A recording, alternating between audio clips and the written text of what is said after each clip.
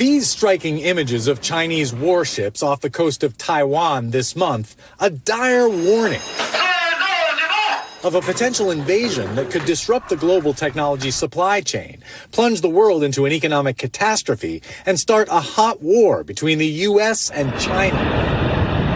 And according to one geopolitics expert, an actual invasion could be over before the U.S. even has a chance to respond. So a lot of people assume that this would be sort of a Normandy type of beach landing. The reality is that terrain does not allow it. Dmitri Alperovitch predicted the Russian invasion of Ukraine, and now in a new book, he lays out how China could seize Taiwan.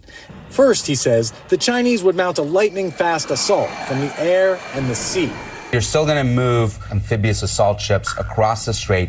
Each of them can deliver about 800 troops and, more importantly, dozens of troop transport helicopters as well as gunships to do an airborne assault. They can reach the two airports within 10 to 15 minutes. They can do that by parking them in international waters. And Taiwan would feel constrained from firing first because that would be seen as provoking a war. You're going to have these transport ships, mostly civilian vessels, and have been loaded with hundreds of thousands of troops, armored vehicles, tanks, logistics that you need to occupy an island of 23 million people. To cover the attackers, Alperovitch says, China would strike Taiwan's defenses from afar. You're going to have bombers launched from the mainland. You're going to have the largest cruise missile and ballistic missile and rocket forces in the world, pummeling fixed radar installations, pummeling naval facilities, pummeling communication nodes. Then, he predicts, Chinese Marines in huge airboats would rush up the river leading to the center of the capital city, Taipei. All of this can happen literally within the first 30 minutes of action.